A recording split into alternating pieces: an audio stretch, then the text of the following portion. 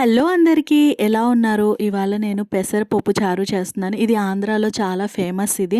ఈ వేసవి కాలంలో ఏం మసాలా కర్రీస్ తినాలనిపించదు, కూరలు తినాలనిపించదు. ఈ వేడికి అసలు ఏం తినాలనిపించదు. అలా ఈ పెసర చారు అవి చేసుకొని తింటే గనుక చారుళ్ళు టైప్ చేసుకొని తింటే ఈజీగా తినేస్తామనమాట. అలాగే వేడి అంటే బాడీకి వేడి చేస్తది కదా! వేడి లేకుండా చలవ చేస్తది పెసర చారు. ముందుగా పెసరపప్పు తీసుకొని దాన్ని కుక్కర్‌లో వేసుకొని వాష్ చేసుకొని కాసేపు నానబెట్టుకున్న తర్వాత కుక్కర్‌లో వేసి 2 విజిల్స్ వచ్చే వరకు రానివ్వాలి. తర్వాత ఒక గిన్నె తీసుకొని నిమ్మకాయ సైజ్ అంత చింతపండు వేసుకొని నానబెట్టేసుకోవాలి. చింతపండు నానబెట్టుకోవాలి. ముందుగా నానబెట్టేసుకోవడం వల్ల ఏమవుతుందంటే చింతపండు గుజ్జు అనేది ఎక్కువ వస్తుంది. ఇక్కడ పెసరపప్పు అనేది మెత్తగా ఉడికిపోయింది. 2 విజిల్స్ చాలు, చాలా మెత్తగా ఉడికిపోతుంది. ఇందులోకి ఎక్కువ కూరగాయలు కూడా అవసరం లేదు. ఒక ఉల్లిపాయ, 2 పచ్చిమిర్చి, టమాటా చాలు సరిపోతుంది. మెదుపుకున్న పెసరపప్పులో ఈ ఉల్లిపాయ, టమాటా ఇవన్నీ వేసేసుకున్న తర్వాత చింతపండు పులుసు ఉంటుంది కదా! మనం పులుసు పిండుకొని చేసుకోవాలి. ఇక్కడ స్టెయిన్ ఎందుకు చేస్తున్నానంటే చింతపండు చాలా చెత్తగా అనిపిస్తుంది. అందులో చెత్త అంతా వచ్చేస్తుంది. అందువల్ల దీన్ని స్టెయిన్ చేస్తున్నాననమాట.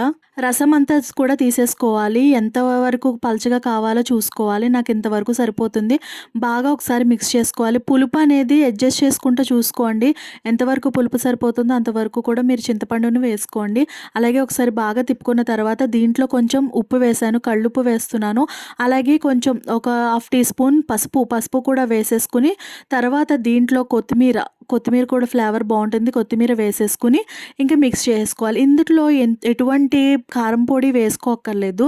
ఇలా కారం పొడి లేకుండా పచ్చిమిర్చి వేస్తున్నాం కాబట్టి ఇక్కడే చాలా కమ్మగా టేస్ట్ వస్తుందన్నమాట. ఒక 5 మినిట్స్ తర్వాత ఇది బాగా మరిగిపోతుంది. మరిగిపోతున్నప్పుడు అంటే పచ్చివాసన అంతా పోయి మరిగిపోతూ ఉంటుందన్నమాట. మరిగిపోతున్నప్పుడు దీనికి మనం తాలింపు పెట్టుకోవాలి. అలాగే ఇందులో ఎటువంటి కారం అవసరం లేదు. ఎటువంటి సాంబార్ పౌడర్లు కూడా అవసరం లేదు. ఇక్కడ మూకుడు పెట్టుకున్నాను నేను. తాలింపు సరుకులు ఉంటాయి కదా! ఎల్లుల్లిపాయ, ఆవాలు, కరివేపాకు, జీలకర్ర, ఎండుమిర్చి ఇవన్నీ ఉంటాయి కదా!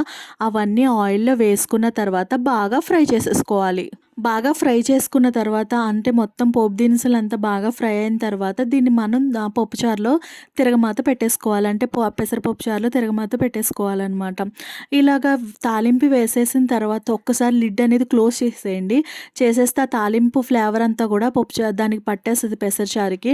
సో, నేను ఇక్కడ తాలింపు వేసేసి ఒక్కసారి ఒక్క రవ్వ మరగనిచ్చాను. అంటే మొత్తం మొత్తం ఆ తాలింపు అంతా కూడా మిక్స్ అయ్యేలాగా నేను ఒకసారి మరగనిచ్చాను.